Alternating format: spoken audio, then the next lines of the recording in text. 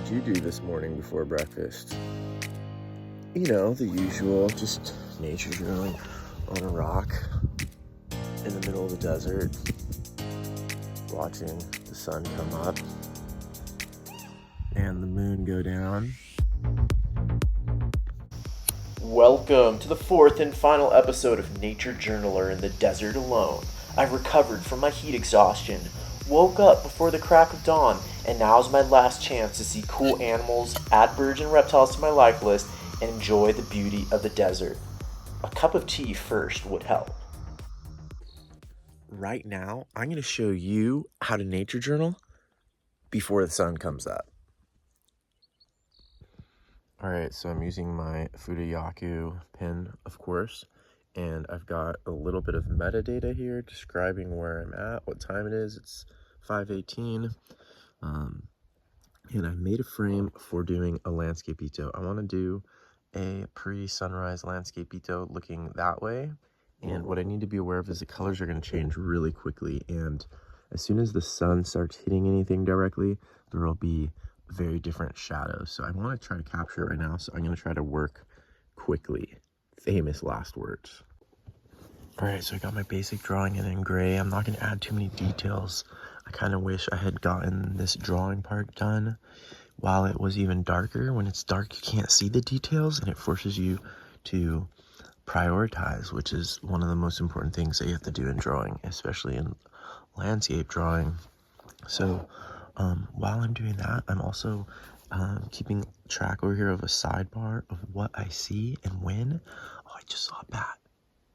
I just saw a bat fly across up there, which is interesting because I didn't see them earlier when it was darker, but that could just be random.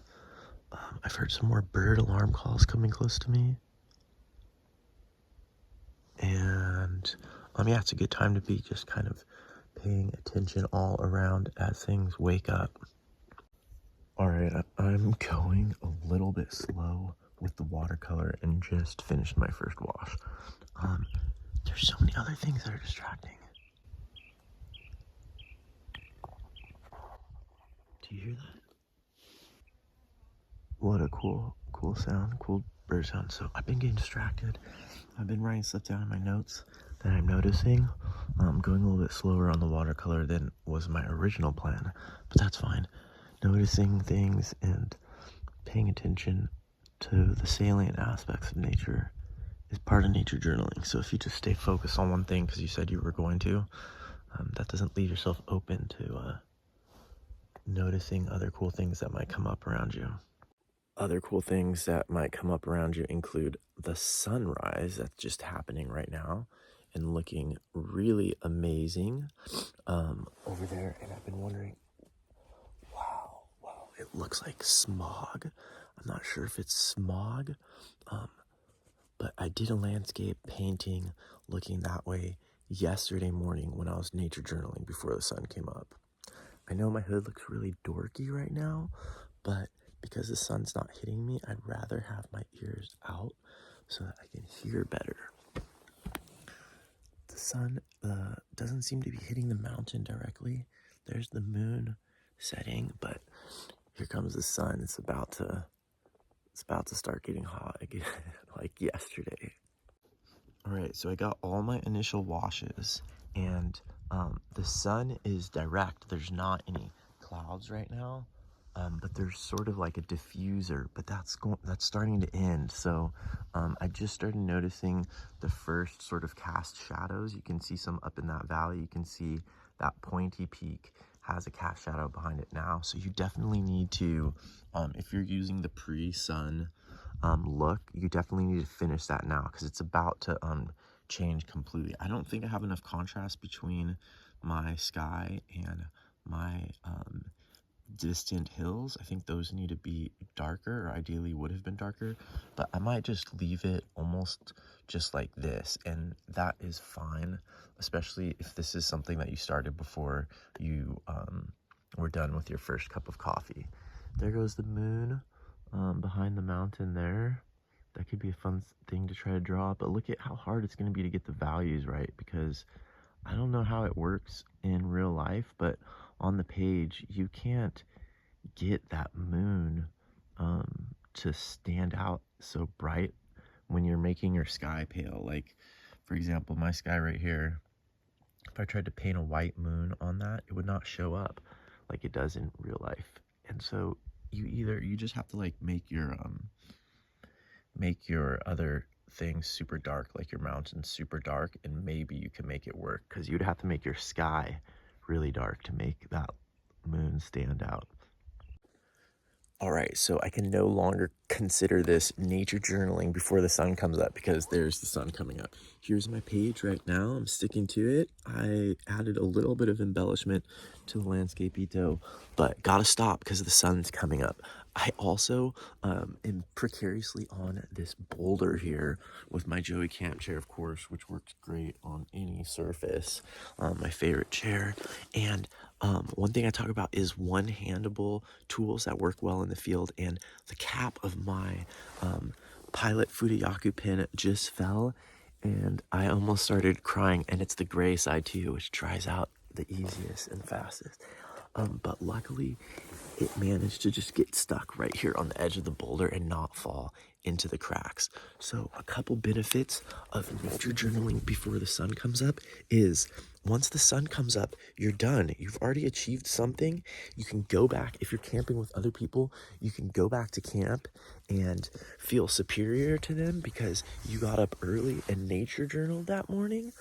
Maybe painted a little landscape scene of where you are that you'll remember forever and will be way cooler than the photos that your friends took. That's reason number one. Reason number two, even if you're by yourself or don't necessarily want to feel superior to your friends, ooh, I should be careful where I step in case there's rattlesnakes down there. Another benefit is that you feel good about yourself, and your bacon's gonna taste better because you feel like you did something, you achieved something already that morning, you worked for it, and nature journaling burns calories. New science, nature journaling burns calories. So doing nature journaling, you basically did a workout first thing in the morning. How cool is that? And you didn't even have to go to a crowded gym with annoying people. So you did your nature journal session. Now go enjoy your bacon. You nature journaled before the sun came up. Now go enjoy your breakfast and your feeling of superiority and achievement. If you don't eat bacon, that's totally fine too. All right, it's day 2, or I guess day 3 of my nature journaling biodiversity in the desert biodiversity 2-day tragedy, drama, comedy, whatever you want to call it, also with lots of educational content about nature journaling, of course. So last night I was a little bit depressed when I went to sleep, and I was so tired I passed out super fast, sleeping in the back of that little car right there, and fell asleep super fast. But I got up again super early this morning, not 3:30 but 4:30. I did a pretty good job of getting up, and I already got a nature journal session in this morning before the sun came up. I'm hearing a lot more birds, totally different bugs. There was all these bugs landing on me last night, and I was worried I wasn't going to be able to sleep. All of these bugs were landing on me because there's less wind here than where I was yesterday. And really cool morning, way more bird song at this location, way more bird song for the dawn chorus. And I already see, oh, I don't hear the bees as much anymore. That's weird. Or maybe I'm just not paying attention, but bugs are already starting to come to that plant that I was nature journaling yesterday. So it looks like it's gonna be a good morning. I'm gonna try to get some nature journaling in. I'm gonna try to see a phainopepla and nature journal it. It's a new bird for me, so it's a target species, and I'm kind of doing this biodiversity theme today. And for biodiversity, like based sort of gamification of nature journaling, one thing you can do is like use collections or use lists to make it into a game to see how many species you can get. And this is something that I've talked critically about before, especially in birding, the sort of collecting you can gamify biodiversity, because all of those things are tapping into something that humans feel. And some humans, I just met a guy yesterday who collects fig varieties, and he has 150 varieties, and he said he didn't want to do that when he started off. He just wanted one good fig variety, and then it turned into sort of like a mania. So you can tap into that energy for your nature journaling and see if you can create sort of a challenge. This could also be really good if you're trying to get youth into nature journaling. How can you make a challenge about like seeing more species? So for me, I'm really excited about seeing this phainopepla later today. If I can get to this drive to this other spot, it's kind of far away. If I can see a phainopepla and get it in my nature journal, that would be really cool. I still haven't gotten the reptiles that I was hoping to see in nature journal here, so not getting as much biodiversity there, but I've got quite a few species in my nature journal, and there is a lot of biodiversity that I've been able to see since I've been out here in Anza-Borrego Desert. All right, I am going to do one last walk through this wash, this little side canyon here, looking for rattlesnakes or any reptile. Actually, I can't say that I didn't see them for not being thorough in this area, and I want to see some biodiversity. And it seems like right now, if it was a little bit colder last night, and it seems like right now, if I were a heliotherm, or if I needed to thermoregulate, I would be somewhere out here catching some of this morning sun right now. So I'm gonna walk up here and see what I can see. Oh, that sounds like a kingbird. More avian biodiversity.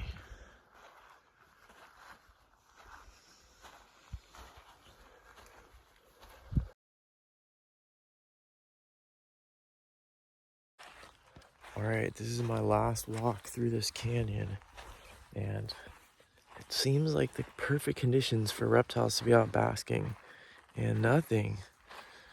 Disappointed again in the reptile biodiversity. I think I'm gonna rename this Disappointment Canyon instead of whatever it's called. But yeah, or maybe I should call it less reptile biodiversity than Marley expected when he came here on May 15th through 18th or whatever. So yeah, definitely not. Basically saw one whiptail lizard for a fraction of a second the day before yesterday, and then the tail of what looked like a whiptail lizard being eaten by a kestrel yesterday also. And other than that, nothing. Maybe I should go back to the visitor center parking lot. It seems like.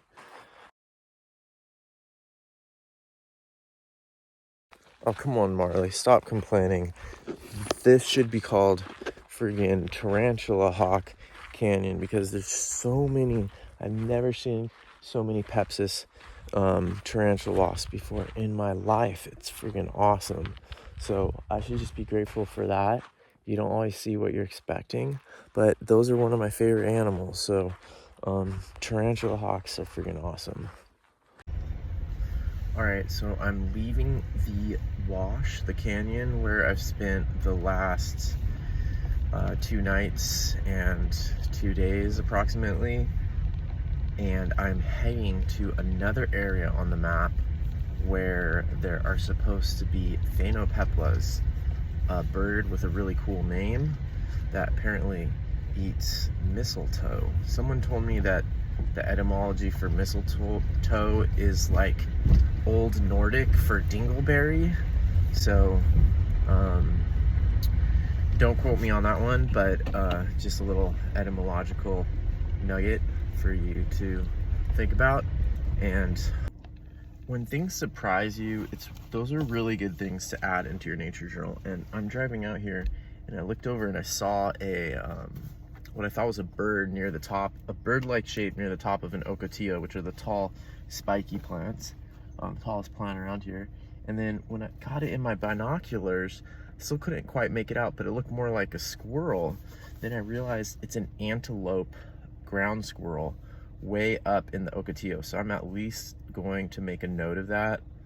I usually would not do this kind of thing. This is where having a small journal, pocket-sized journal, could be good for use in these kind of situations.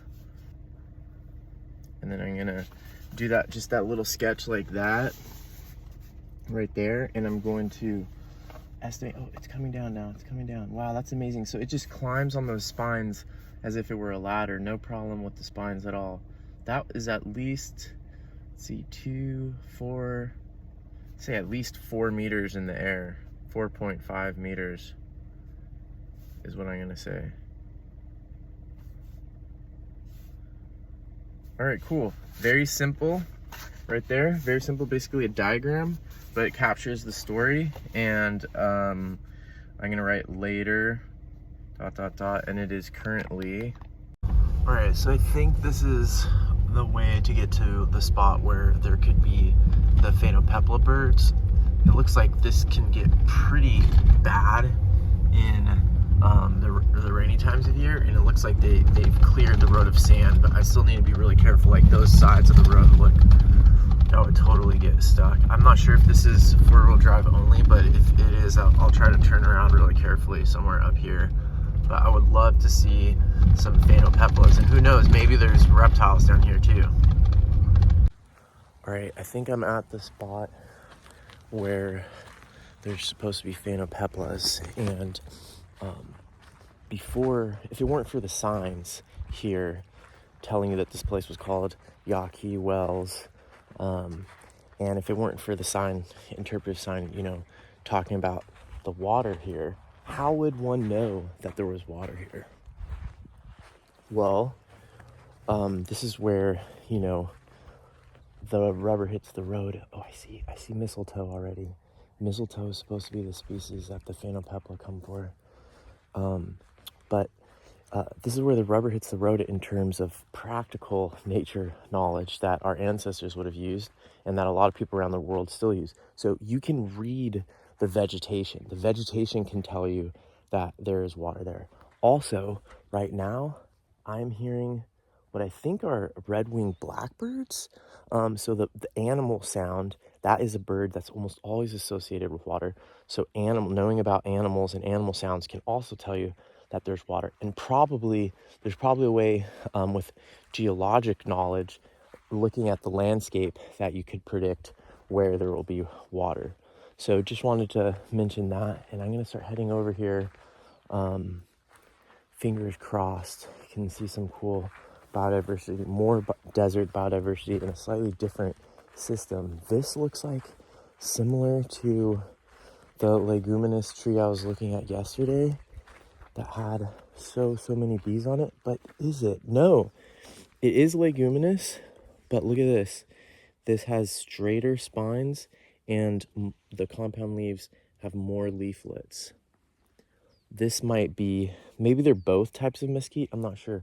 Much bigger trees here, and you can see there is a species of mistletoe growing on it, a parasitic, or at least partially parasitic plant. Wow, this looks like a great environment for reptiles here, actually. I'm gonna keep my eyes open. It's not as out in the middle of nowhere feeling because there's power lines overhead, and it's closer to the road, but you can camp here as well, and it is part of the Anza-Borrego State Park, and I think I'm gonna look for some reptiles. Okay, this could be super anticlimactic, but I see two birds in the distance, barely distinguishable, that seem about the right size. This is probably not going to show up on the iPhone at all, but there are two birds over there. You can see these sort of dark spots. Oh, another one just flew by. Oh no, that wasn't a bird. That was a tarantula hawk, tarantula wasp. Those two bird shapes look about the right size. I don't know if they're phainopeplas. I'm gonna see if I can get closer without scaring them away. Okay, they're definitely not phainopeplas. They're some type of dove or pigeon, which there's quite a few here, including some non-native ones, but it looks like they're one of those. Wow, look at this old sign.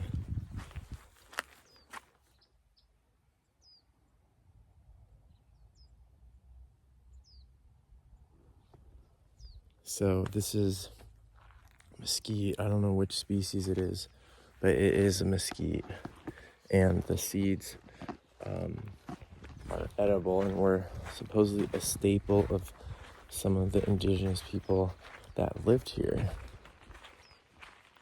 And I think that's the main thing that the mistletoe is growing on. Oh, lizard, lizard, lizard. I see a lizard, I see a lizard. And it has a lot of turquoise on it. It has a cryptic pattern though.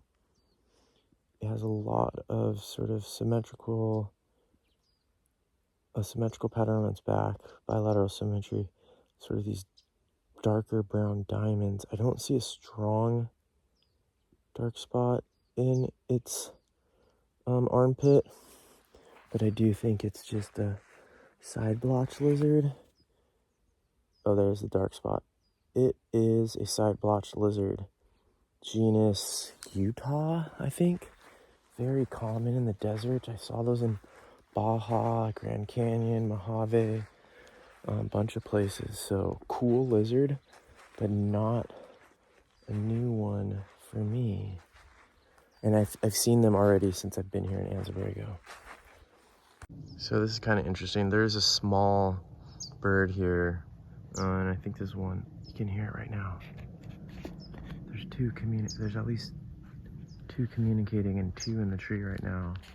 I think this is a new warbler species for me, but they're doing almost the same thing that the warblers were doing in that other spot, but on a different species. Or is it a different species? No, this is the same exact species, but just different location. And at this location, it's all this type that has a yellow head with a sort of really small red spot around the shoulder. And at the other location where I was, oh my God, yes, yes, yes, yes. Oh my God, there is a lizard over there. There's a big lizard right there on that branch. Oh my God, this is a new lizard for me. Yes. Bust out the sketchbook. Oh no, wait, is it a granite lizard? Oh, please don't be a granite lizard. It's something scleropus though. It's a scleropus lizard. Okay, it could be like a sagebrush one or something, but there is a scleropus genus lizard on that branch. Pretty big one. I'm gonna try to sketch it through my binoculars. But the interesting thing, those warblers, so far I've only seen this kind down here doing the same thing that the other spot. I only saw the other kind.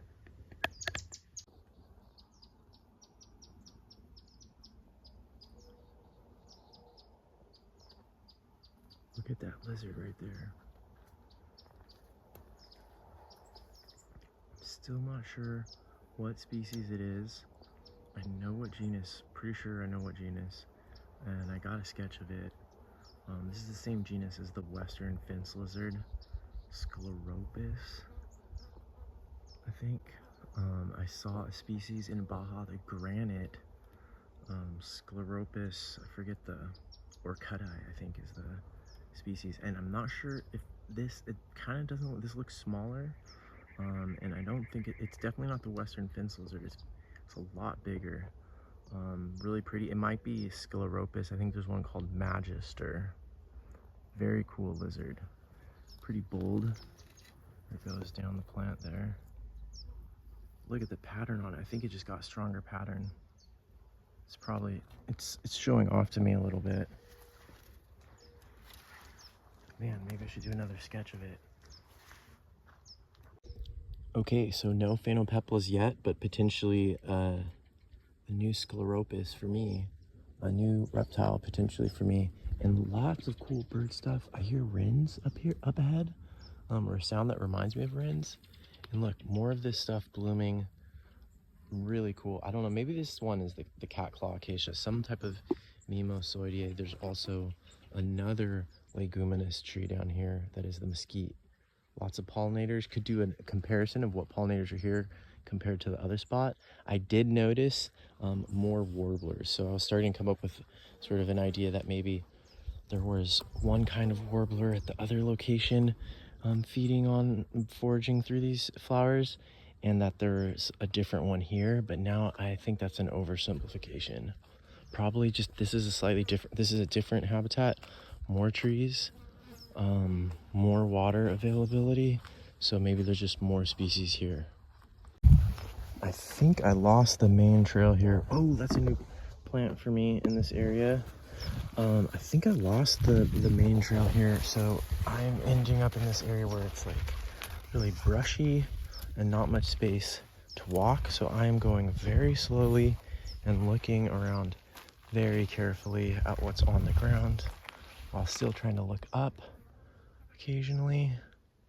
Ooh, there's some weird red stuff in that tree. I don't know why I didn't think of this earlier, but I should have just checked right away the mistletoe if they had fruit or not. And the red stuff that I noticed, there was some weird red stuff stuck on some of the branches. For a second I thought maybe it was like a mass of weird hemiptera bugs. Sometimes they do that and they have a crazy red color. But it wasn't that, and it wasn't, it looked like it could be sap leaking out of the trees. It wasn't that either. What it looks like is it looks like a bunch of pooped out seeds, pooped out red seeds. And oh man, I don't think I'm gonna be able to get through here.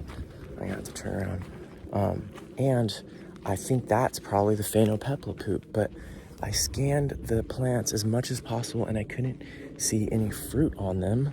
So maybe I'm just here the wrong time of year, and maybe the phainopeplas are mainly in here when things are fruiting. Oh man, I took a bad trail here, but maybe if I just push through this brush right here, I can get back to a more open area. It's not as bad as Tanzania, the bush in Tanzania, where all the plants are like way more spiky and hooked than here. Here there's cactus and stuff. I mean, cholla can be pretty bad, has barbed spines, but and they don't have cactus native to East Africa or anywhere in the old world. Actually, there's like one epiphytic cactus that seeds probably got dispersed in the poop of a bird that flew across the Atlantic or something, but I think that's it. And but they have so many spiny things in a climate kind of similar to this in some ways. But so many spiny things in the bush in Tanzania. Yes, I made it through. Okay, well, I think I'm just gonna walk out of here now. I didn't get my phainopeplas, but I'm gonna look up those warblers and that lizard and call it good. Adding a little bit more biodiversity. Ooh, I see a hummingbird. Oh, I see a wren.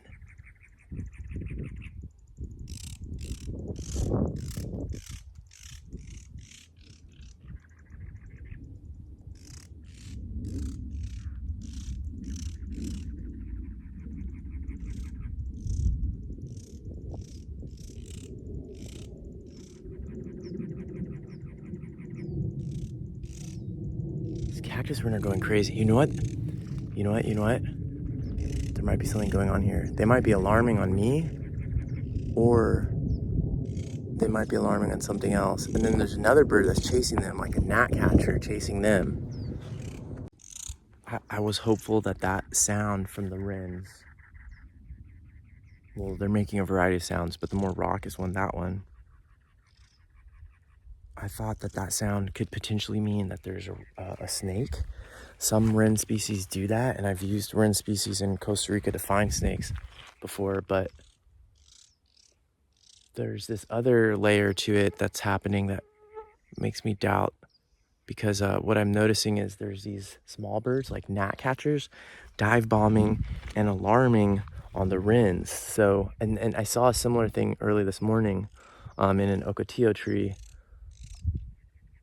So I'm wondering if it's possible. I wonder if these cactus wrens ever predate babies on of other birds. Okay, so here is this mistletoe variety that grows here, and I don't see fruit on any of it yet. This is the lowest growing ones I've seen, so I don't want to extrapolate from these to all of them, but this doesn't seem to have any fruit on it. Knowing how to track at least a little bit is super useful, if only for the sole purpose of being able to see where you went before and know which trail you came out on. So I can very easily identify my own tracks right there. That's my left foot, right foot right there. And this trail continuing there, it's looser sand, but you can still often see at least what is the most recent. So boom, boom, boom. That would be my left, right, left. And so that you can, make sure you go back on the same trail that you came in on if that's what you want. Knowing how to recognize your own tracks and your own footwear is very helpful. Okay, so maybe I didn't get to see phainopeplas, but I'm pretty sure this is probably their poop or leftovers of their feeding sign. And look, this is the red stuff I was seeing from a distance before. There's tons of this, and it's so red. And look at how sticky it is. Remember what I said about mistletoe supposedly being ancient Norse word for dingleberry? So look at how it just sticks onto all of those branches where it comes out of the phainopepla's butt, supposedly, and lands, and then it can grow. I've tried growing mistletoe before via a slightly different method, and I want to do more experiments with it because it's like, how is that seed going to start right there? I have so many questions about this. It's not something that will be aesthetically that pleasing on the page, so you might one might unintentionally just skip nature journaling that because it doesn't look that interesting, or you might not know why you're skipping it, but it's probably just because of that visual aesthetic thing. But it's an interesting question. So if your intention is to nature journal interesting things or things that you're curious about in nature, then definitely capture this. So I'm going to right now. I did a quick, 5-minute or less little sketch here of the branch, plus a little comic, plus some questions about what I think is phainopepla poop, and it's a mystery. So I definitely asked a bunch of my questions. I'm not going to overly focus on the drawing part. I'm going to make it more of a diagram. However, I am going to take 2.5 minutes to use watercolor because the color of this is one of the, oh my goodness, you know what I just noticed looking up? There are actually fruit on, I do see fruit on one of them now. So why aren't there any phainopeplas here right now? Maybe they feed only at certain times of day and I missed that time of day. So I'm gonna add a little bit of color because the red is one of the really characteristic things here.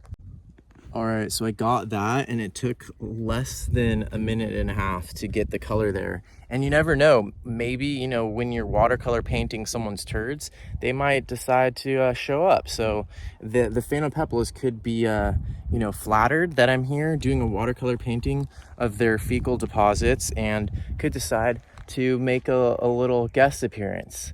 And that would be so awesome. I mean, wouldn't you feel honored if you turned around and looked back at, never mind, I won't go too in depth into that one, use your imagination. Okay, this is super crazy. So I was walking and I thought maybe I saw a new bird up in the tree. I saw a bird-shaped kind of dark thing up in the tree, and when I looked with my binoculars though, there it is over there, right in the middle of the screen, and I thought it was a bird, and then I put up my binoculars on it, couldn't tell what it was, but it looked very irregular.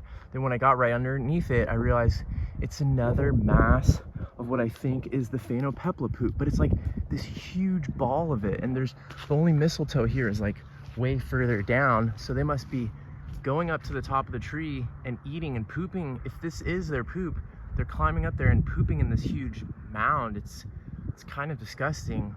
It's crazy. Look at in here. Oh my goodness, look at that. Is that their poop? Is that the mistletoe that's been just deposited all over here? Look at how it piles up in some places. You might be maxed out on phainopepla poop, or what I'm thinking is phainopepla poop by now, and totally over it. And that's understandable, completely understandable. I'm done. I'm not going to say anything more about it. What I will say though is, how cool is it if I hadn't noticed that, if I hadn't nature journaled that, I would have just come to this location looking for phainopepla birds, to add to my sort of biodiversity list for the desert here, a bird I've always wanted to see for a long time. If you know, I had just come here to see the birds, and I would be crying right now. I would just be driving home crying because I never saw the birds. However, because I was paying attention with my nature journal and with a little bit of tracking background, I found a mystery and started to follow it, and now I see it everywhere on all these trees that I walked right by on my way in. And I wonder how many people come here looking for phainopeplas. Oh wow, it looks like there was a nest in there. I wonder how many people come here looking for phainopeplas and don't see them and don't realize that there's this fascinating, very fascinating fecal feature in the trees indicating their presence. And it makes me want to look up more about how mistletoe grows, how the birds eat it, if that it indeed is them pooping it out, what's going on there, because it is very interesting, and I'm so glad I noticed it.